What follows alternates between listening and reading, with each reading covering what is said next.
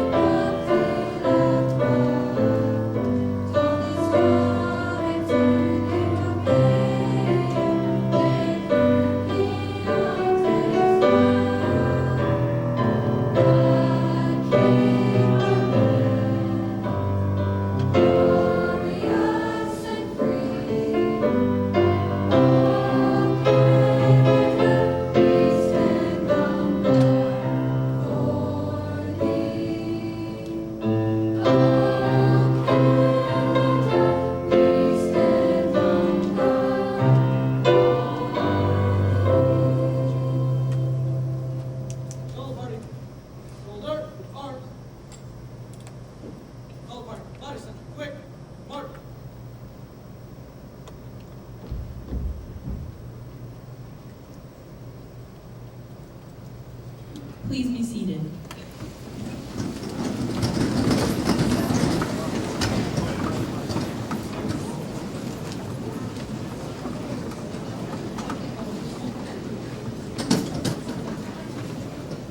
At present, you may not be thinking about the future and starting a family. But for a moment, imagine that you are. Now imagine going to war to fight for a worthy cause. Your future is now uncertain. Your family may have to move on without you. Imagine having to leave your young child, knowing that you may never see them again. Realizing also that they may never comprehend why you're not there with them. Now imagine you are the child, seeing your parent go off to war and being left only with questions. Questions to which no answer seems adequate.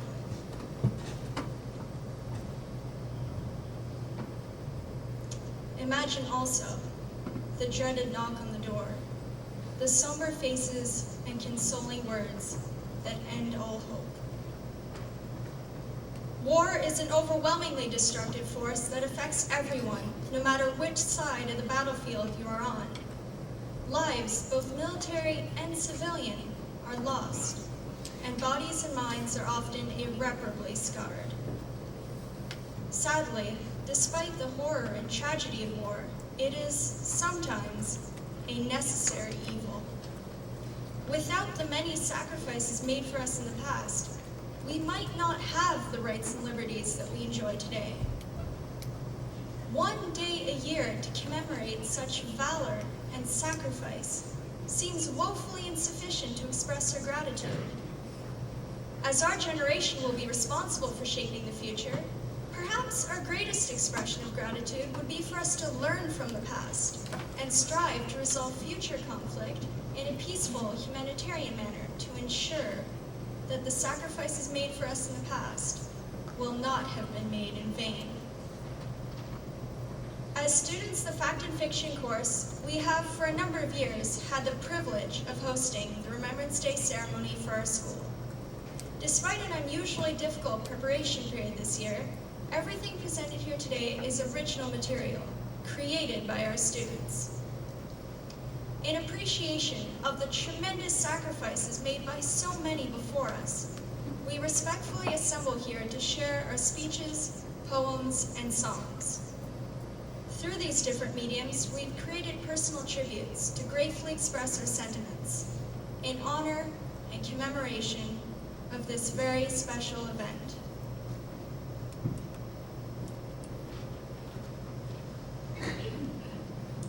Imagine scarring experiences. Forget about friends and forget about toys. Go ahead, throw your tantrums. Now imagine bunkers, dirt everywhere. Can't see, too dark. What did the sun look like? Knotted stomachs, families crammed together. Can't breathe, dust falling from the ceiling. Rats crawling, bombs falling. Key words: selfish, spoiled. iPads, iPhones, you're privileged, pathetic. Complain, complain, complain. Little selfish bubbles, that's how we like it. Me, me, me. Enough to eat, loving family, none of their reality. Stale loaves. Goodbye, Mom and Dad, I love you. Dependent on Good Samaritans. They know loss, fear, and evil. It invaded their homes and burrowed into their souls. Your reality? Coddled. But yes, I'm sure your lives are hard.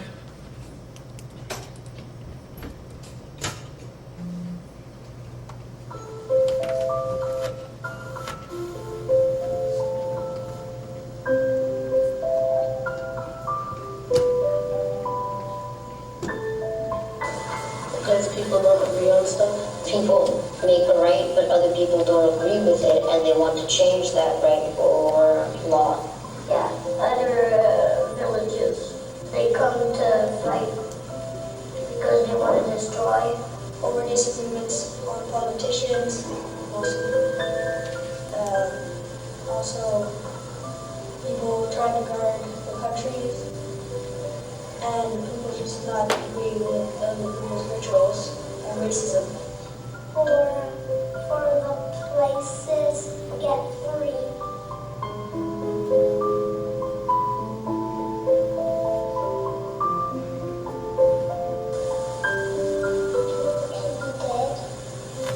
People losing their families, how the people would react to having someone coming in their house and taking them outside with their hands up with guns in their hands and telling them what they might do with them. Like that. People die defending what they believe. People having to kill other human beings. And it must paralyze them by seeing what's happening in their battlefield. So we could almost die.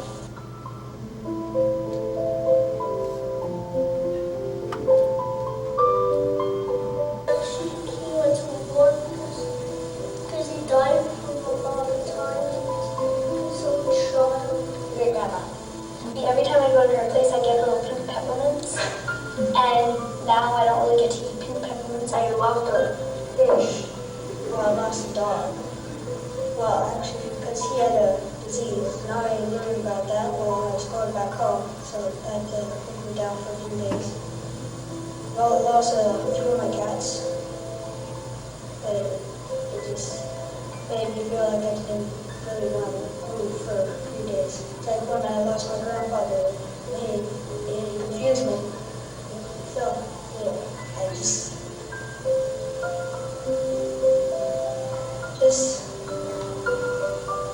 didn't feel right to us. People or animals, cats that I've known for a while, just went away.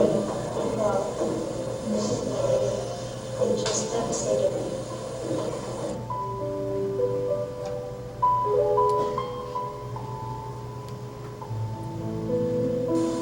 It means something to me because it's good, but sometimes pretty sad because, I mean, it's good to know who fought for us, who sacrificed themselves for us to have a free country. Those people who went to war and fought for us don't deserve to just be considered just as people. I mean, they did something really important. It means like the people from the war, they used to kiss their kids goodbye because they went to the war, or the people that because the wars were not the biggest to protect us.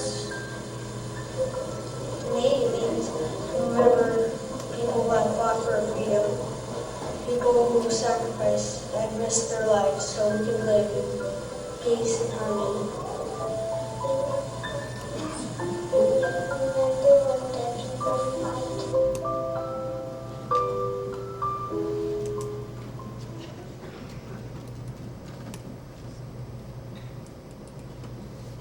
Memories are worth more than gold.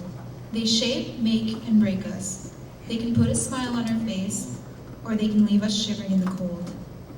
They can paint our stories with grim colors, bury us in sorrow, yet often these tales filled with fear are the most important to tell. These emotional scars are kept close to our hearts, sealed off from the world, because opening up an old wound hurts. Too many stories have been lost, erased with their creators, because no one would listen when these stories were ready to be told.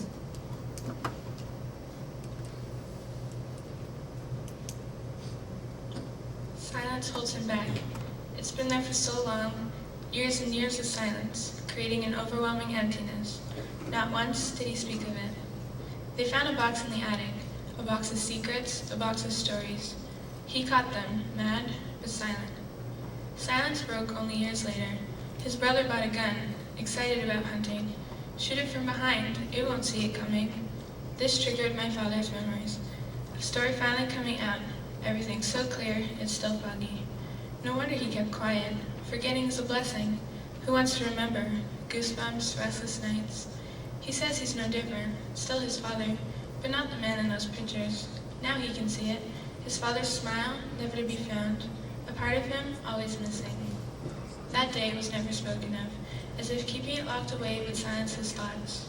Some things are better left unsaid. But life went on. He grew up. He understood. Don't show weakness. Don't burden those closest to you. Keep it locked away. Better yet, throw away the key. Decades passed along with his father, his secret left with him. He felt like he was incomplete.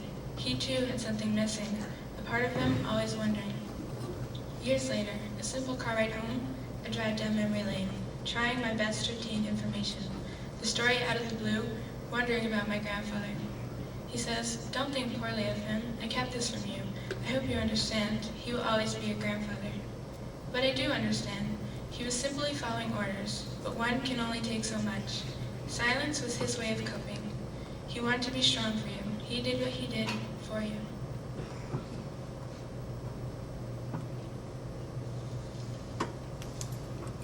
I am your ghost left beside the battlefield, the one who reminds you that everything was real. I am the monster beneath your bed, waiting there to repeat the thoughts in your head.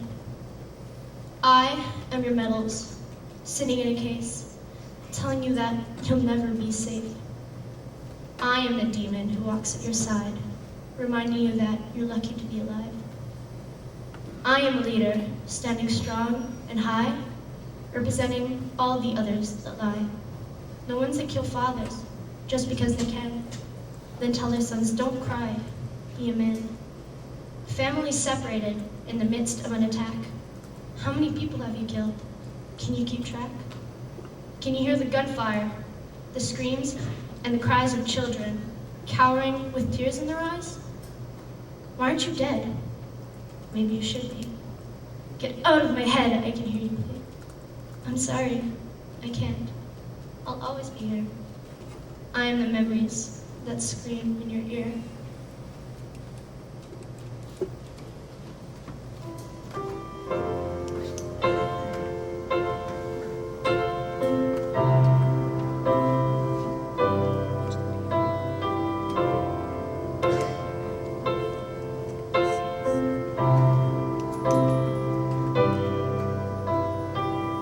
Leaves are falling, sparrows fly away, souls are fading, and life is turning gray. One more wrinkle on my face, memories I can't replace. People are moving on.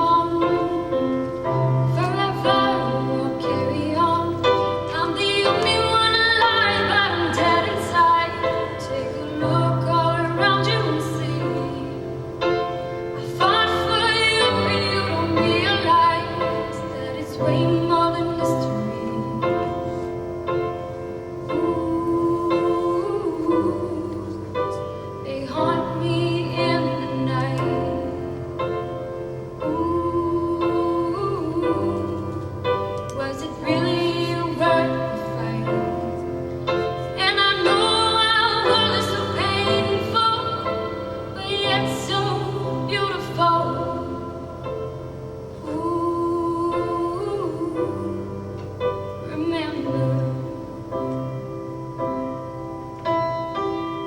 Winter comes along, cold breeze shivers through, darkness seems so long, nothing to look up to. I feel like such a fool, thinking that you would care, when November isn't there. Please remember forever, you're the only one alive. Are you dead inside? Take a look all around you and see. You fought for us and we don't realize that it's way more than history. Ooh, do they haunt you in the night?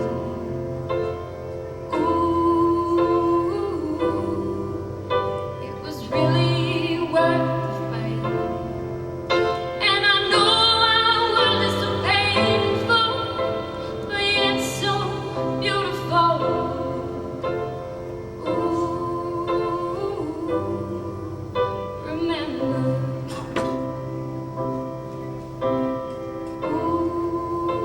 Ooh, remember.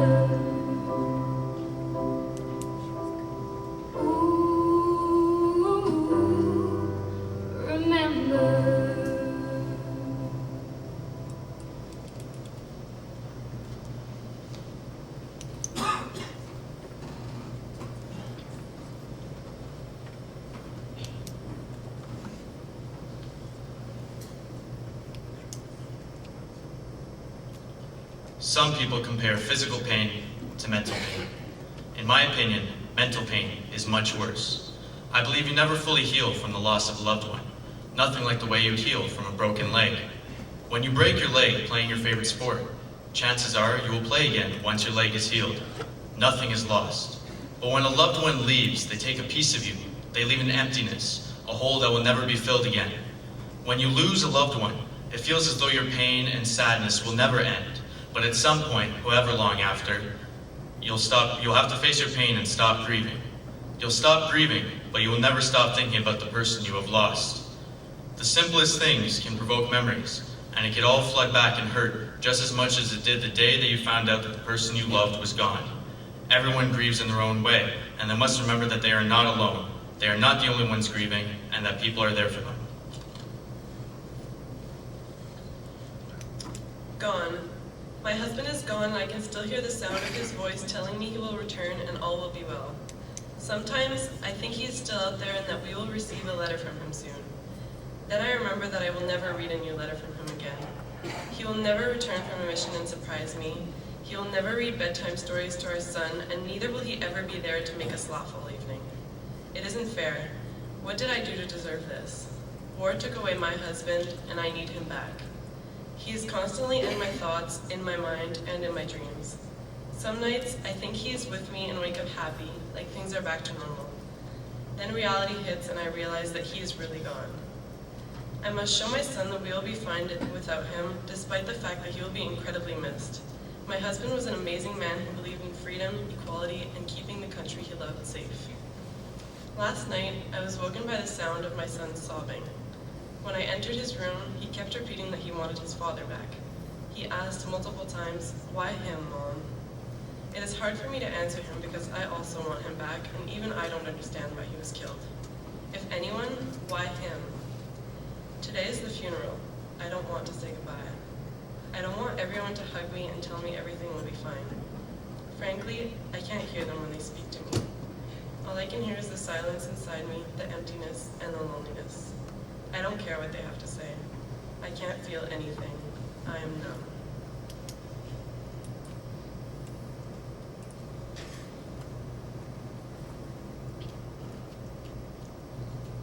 It's amazing how the mind works, how you can remember the simplest of details, even after decades of time. Memory is defined by the power of remembering what has been learned or processed and kept in the mind for a reason. Memory is something that can be triggered by a person, a sound, a place, or a question. After speaking to some of my family members about World War II, I found out that my great-aunt Kitty had played a role in history. They told me a story that I soon came to cherish. I was anxious about making the call to my Aunt Kitty. I had not spoken to her in a long time. I was not sure if she would be willing to speak about her memories of the war, or what she would remember from that time. I nervously dialed her number, and after speaking with her, I explained that I was doing a Remembrance Day project. I asked her if she would be willing to answer a few questions about her time during the war.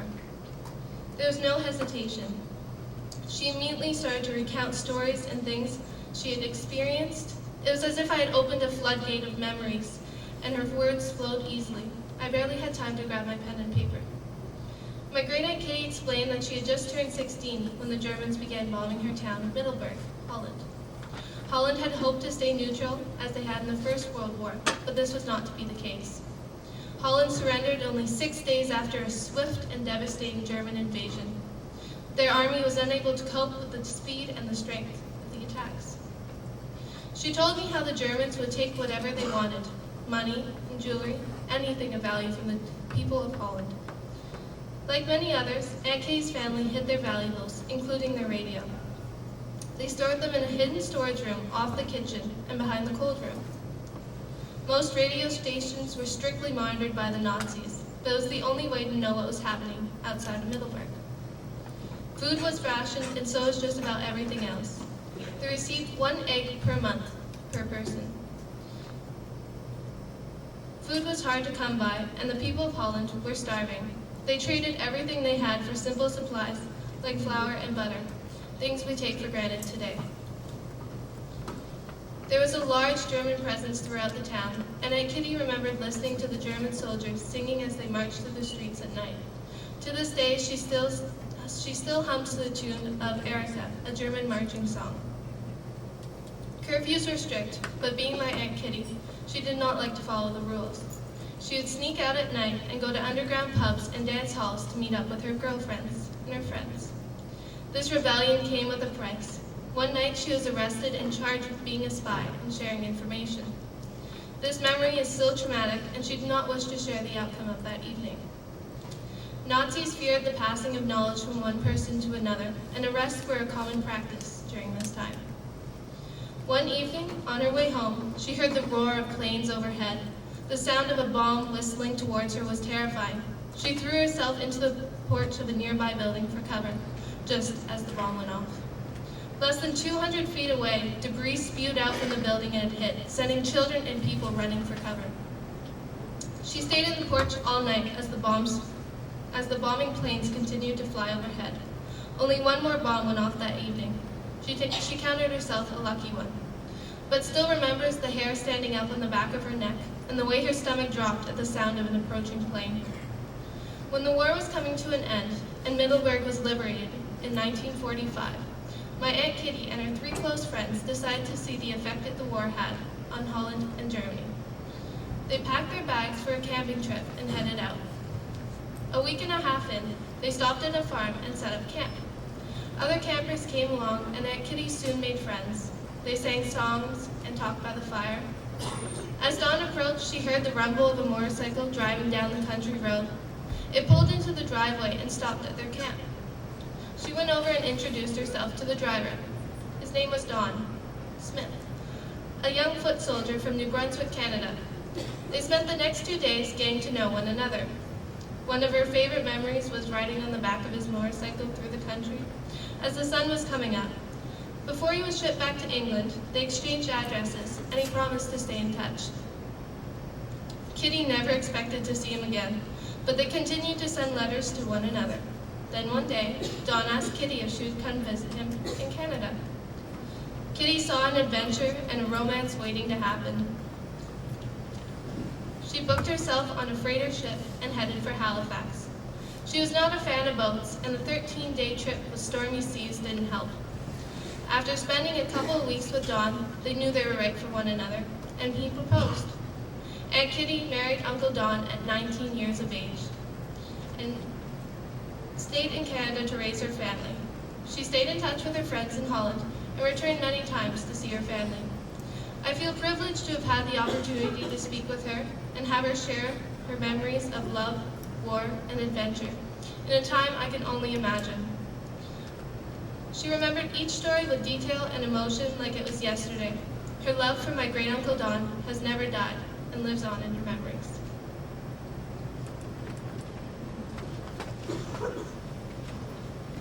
I hold in my hands the letter that I received from my family today.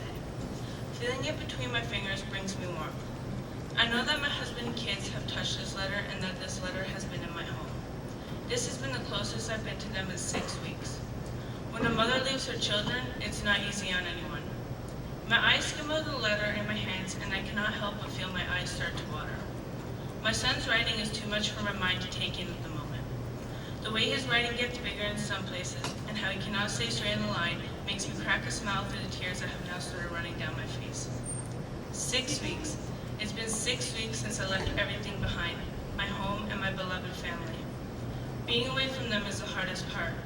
It is early morning. As I sit here on the battlefield, I listen to the sounds of the gunfire and war rounds going off around me. My mind is somewhere else.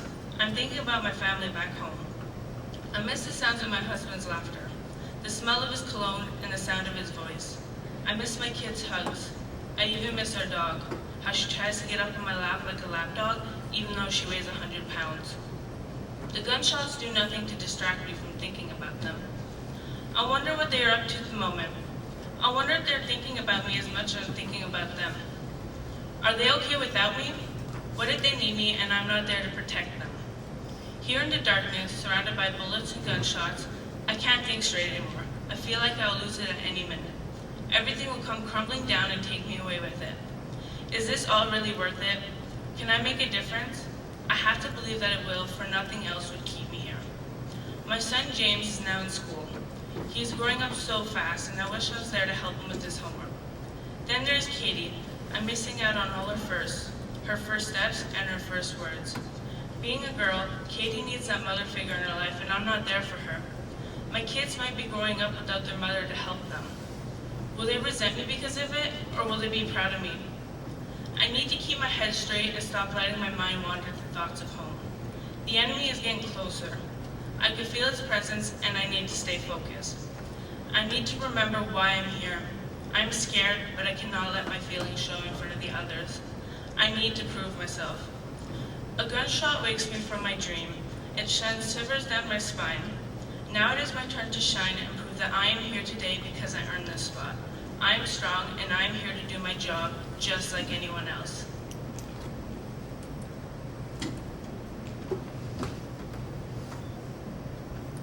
Fatherless children who reg in their hearts, this is how our endless story starts. It is raining, raining tears. A train of news arrives, a letter of death, a letter of fears. Son, this must be said, son, your father is dead. No father to love him, no father to care, the seed of revenge twists from there. Years flew by, the boy, now a man, he had time to think, he had time to plan. He's joining the fight to make things right.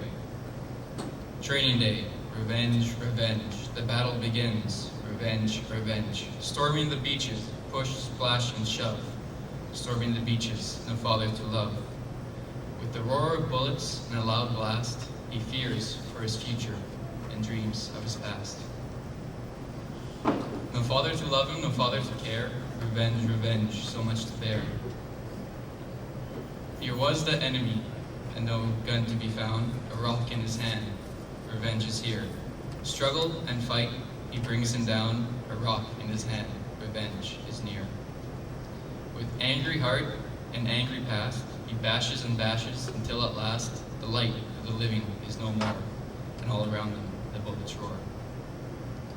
In his enemy's pocket, a family photo is there. Another son is fatherless, no father to care. He clutches the picture and screams out in pain, I've become the enemy, this war is in vain.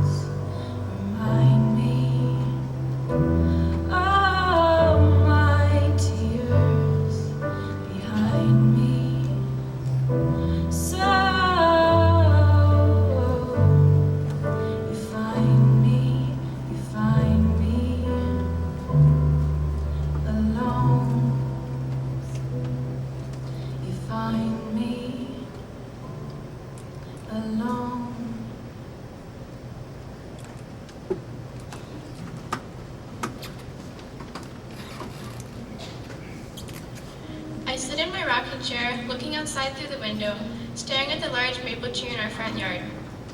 The tree looks depressed as it loses more and more leaves with each gasp of wind that hits it. A breath, a gasp. My oxygen tank, I don't know how that feels. I watch the leaves as they fall, landing peacefully onto the frozen grass. That tree outside brings back many memories, memories of my childhood that I share with my siblings. I think of all the fall days in my youth. All of my recollections spring back to me by simply staring at one tree. I am now home finally, but not for the reason that people would expect. I have pleurisy. I was diagnosed with pneumonia during the war, and it worsened from there. It is so hard to breathe. I am still living each day, praying that I will see tomorrow. I thought that when I returned home, I would live a peaceful life that is stress-free, but instead I am worried about whether or not I will breathe enough to live to see another day. Each second, each breath feels like an eternity. I feel as if I am drowning in my own body and there is absolutely nothing I can do about it. Just like there is nothing I can do about my family. I have just been told that my brother, George Daniel, was killed. His plane was shot down off the coast of Newfoundland 6 months ago, and his body has not yet been recovered. It most likely never will be. My brother was lost at sea, just like I am lost here, both of us unable to breathe. How ironic is that? My brother drowned at sea, and I am drowning here, alive in my own body, but drowning nevertheless. It is very tempting to give up on life, just give up and meet my brother. But then I think of him. He had the chance to live, and it was ripped away, while I've been given the chance to continue, but want none of it. The more time I spend staring outside at the maple tree, the more I get to thinking. The seasons are much like my disease. To get to the light at the end of the tunnel, I must deal with the hardships that go with it. Fall is the gloomy period when everything dies. The wind blows the leaves off the branches, and everything seems dead, standing there so empty. I too feel empty, sitting here with my oxygen tank beside me, gasping for air with each breath I take. The coming of spring then brings the rebirth of life, and everything grows back so lively. The birds begin to chirp again, and there is a joyous feeling in the air, a feeling that I too hope to experience, being able to breathe alone. I must keep on living and fighting to breathe, not only for myself, but for my brother as well. So I'm going to fight and live. Through my breathing, I will keep us both alive.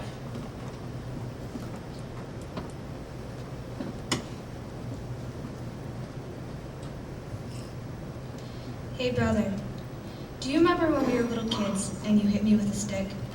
How when Dad told me to hit you back, I started crying because I didn't want to hurt you? Do you remember when we got into a fight and you called me a horrible name and I yelled at you and made you cry? Even after I hugged you and forgave you, you still felt miserable and guilty. What about the time we both lied to Mom and Dad to stop each other from getting into trouble, only for it to backfire horribly? How confused and scared we were, you and I. For years, I left you behind like an old toy, discarded. I turned my back and refused to be your friend. Your loyalty was wasted. But can you remember all those summer evenings we spent sprawled on the wood floors, an intense game of life spread at our feet? Or the day I came home from the hospital, when you somehow managed to make me smile through my pain as you handed me a glowing toothbrush from the store? Or the first time we jumped off the cliff at the lake, that straight drop in endless, cold blue water, that rush of wind and adrenaline that swept the breath right out of your lungs? The carpet wrestling, the frog hunting, endless days of swimming in the creek. Can you remember the muddy bike trails, the summer fireworks that made your ears ring if you stood too close, the sharp sting of a snowball hitting you in the winter? Do you know why I'm telling you this? What I've realized? I need to tell you. And I need to tell you now, because what if I never did? Tell it while there is still someone there to listen. Listen while there is still someone there to tell it.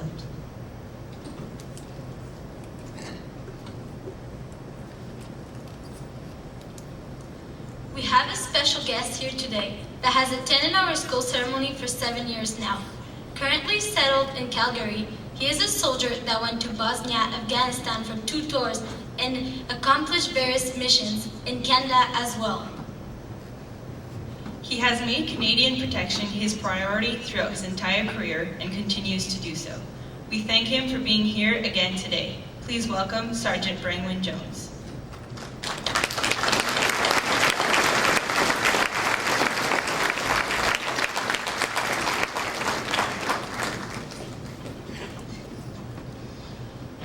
Hello again for the 7th year in a row. I flew in last night from Calgary. I leave tomorrow afternoon for Calgary. Once again, the theme, if you haven't caught on to this year's ceremony, is memories. And you'll notice after I speak and we carry on with it, future is also a theme.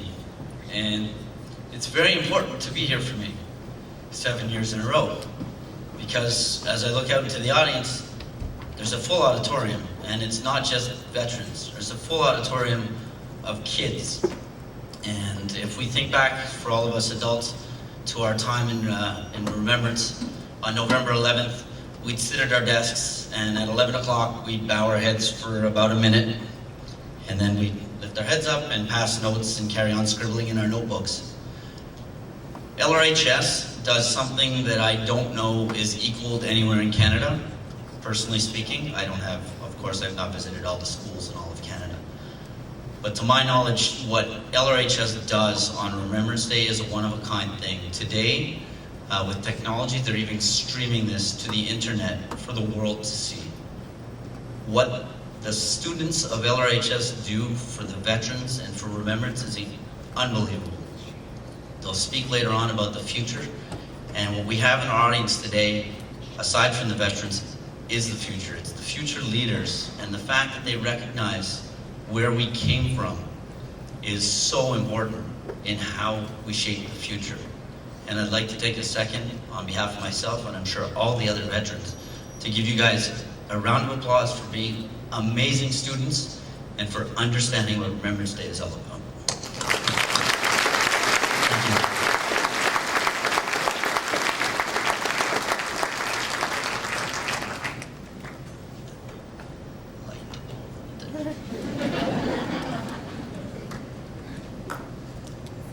In Flanders fields, the poppies blow between the crosses, row and row that mark our place.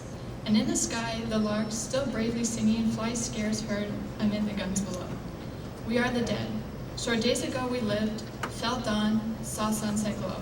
Loved and were loved, and now we lie in Flanders fields. Take up our quarrel with the foe. To you, from failing hands, we throw the torch. Be yours to hold it high. If ye break faith with us who die, we shall not sleep, though poppies grow in Flanders fields.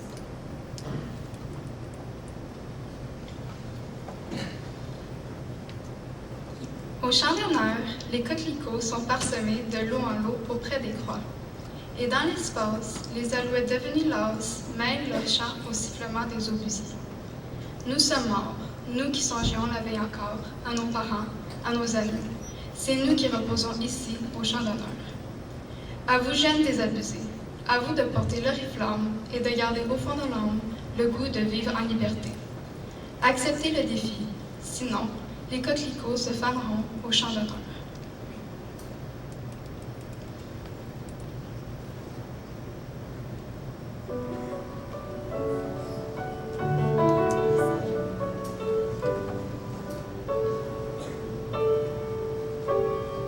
First days of life should be so hard to stand. Nothing is as we plan. What do I do without you to hold my hand? You said you would be with me here, but you're so far away. You promised you would stay. What do I do without you? I've lost my way. Please, won't you come home? I need you to be with me as your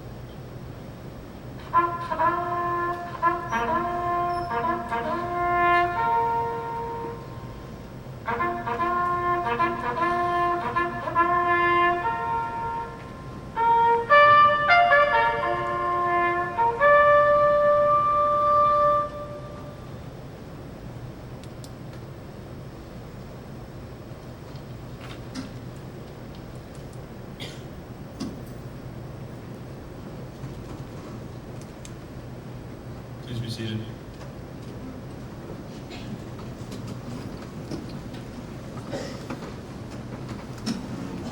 They went with songs to the battle. They were young, straight of limb, true of eye, steady, and aglow. They were staunch to the end against odds encountered. They fell with their faces to the foe. They shall grow not old, as we that are left grow old. Age shall not weary them, nor the years condemn. In the going down of the sun, and in the morning, we will remember them.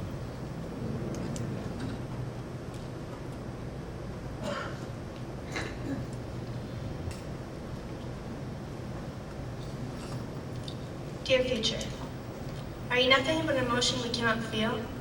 You're so big, so meaningful, but yet to us, you have no shape or texture. How can we touch you when you're not even here yet? You see, future, the only answer to these questions is let the past touch us. It's just like a domino effect. The past touches us, and then we touch you. But the only way to do so is to affect you. For just a second, let's talk about the past. I cannot imagine all the distress that the past has been through, and it may sound deranged, but I am so thankful for what it has done for us. The past is the reason why we all live as free individuals in Canada today. This proves that the past has affected us. Who knows what we're doing for you, future? You're completely unpredictable. But believe it or not, education plays a huge role in you. Not necessarily education as in going to school to be a doctor or lawyer. I mean education as in learning the facts about what is happening in our world now, or just listening to others' memories and stories. So future, I'm sure you see us just like we see the past. What are we doing wrong? Are we too complacent in our little comfortable society, safe homes, safe schools, and safe streets, that we just forget about how we got here? Has our easy life made us oblivious to the real problems in our present world? Let me answer that for you. Yes, it has. We're too engaged by our games and texts on our screens instead of the news on our screens. I think this because we always tend to look at the good because we're too afraid to look at the bad. Don't you agree? Can't we recognize that education is everything? We both know it really is. Allowing the past to educate the present will make you, dear future, more peaceful. It's not you that most of us here are afraid of. It's the thought of you repeating the past that we're anxious about. The sun comes up every morning whether we like it or not. We have to live, and to live we need to hope. To do so, we need to learn. So future, I have faith that we can grow, and that we'll be ready for your arrival.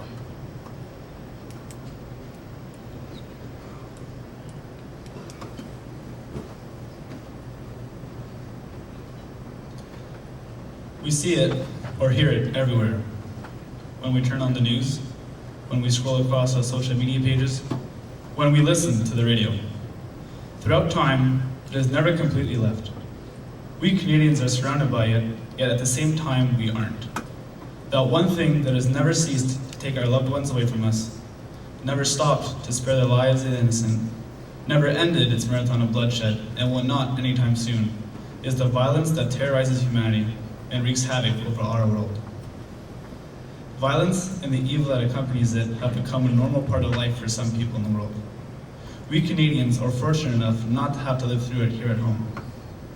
Today, when we turn on our TVs and see that terror on the screen, we see it in the forms of extremist groups or jihads, such as ISIS, Boko Haram, and Al-Qaeda. These modern-day, real-life bad guys do what they want and murder whoever they want for a cause they believe is greater or of higher value than human life. Throughout time, there have been many others like them, who with a single and inhumane idea in their mind have wiped out millions in order to gain ultimate power and strike terror into the hearts of the many they slaughter. To them, human life means nothing. Those that they kill are just another drop of water in the ocean, another grain of sand in the desert, expendable. Throughout history, it seems like the reason behind every war is the same. One side will do whatever it takes to get what they want, whether it be resources, land, or power, and they'll get it at whatever the cost. We've witnessed these types of people before. Men who couldn't care less about the lives that they take.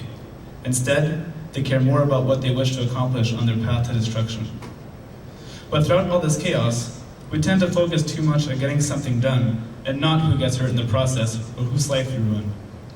Our attention is put on ending wars or winning battles more than it is on saving the lives of the innocent.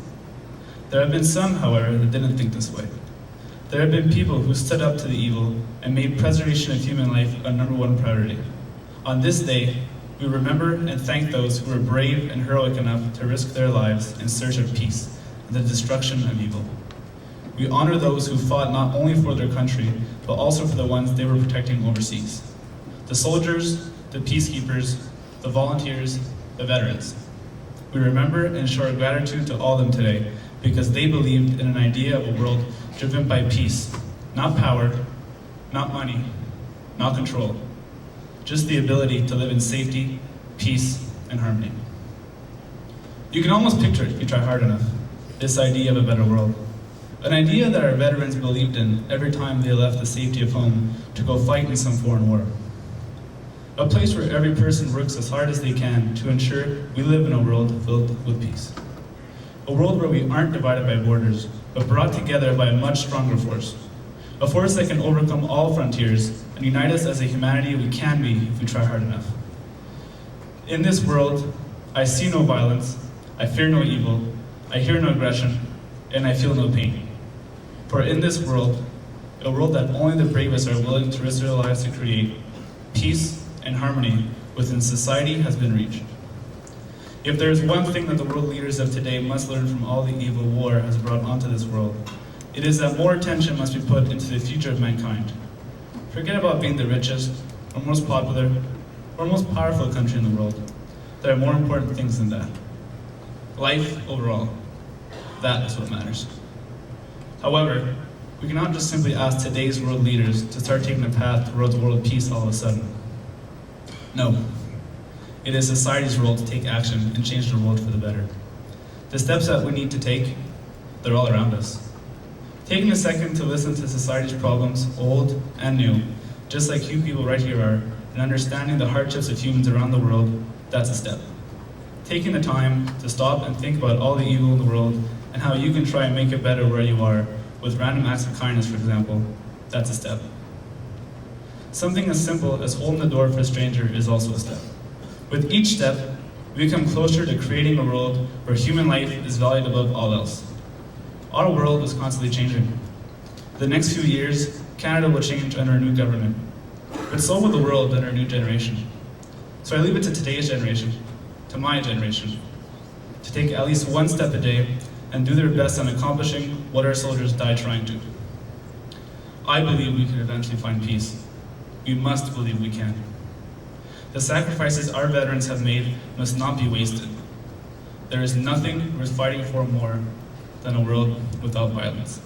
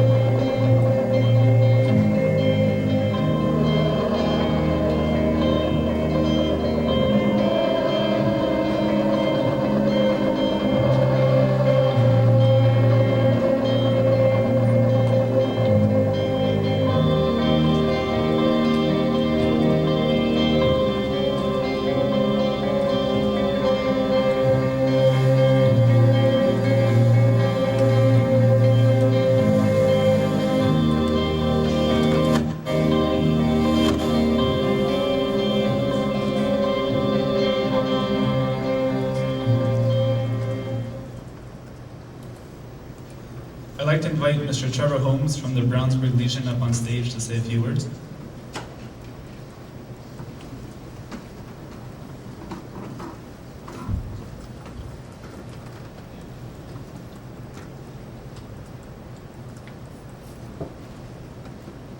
Thank you. On behalf of District 12 Legion branches and branches throughout Canada and all veterans, I wish to thank the students of this school and their staff for the tremendous job they've done over the last 7 years. You are our future. We depend on you to carry the torch. Blessed be free. Thank you.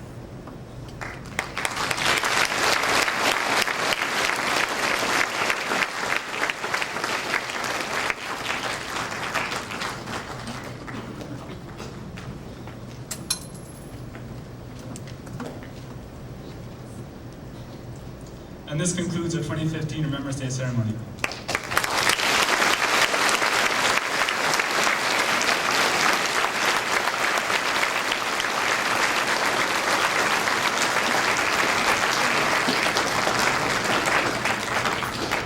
Please rise for the exit of our cadets, veterans, and special guests.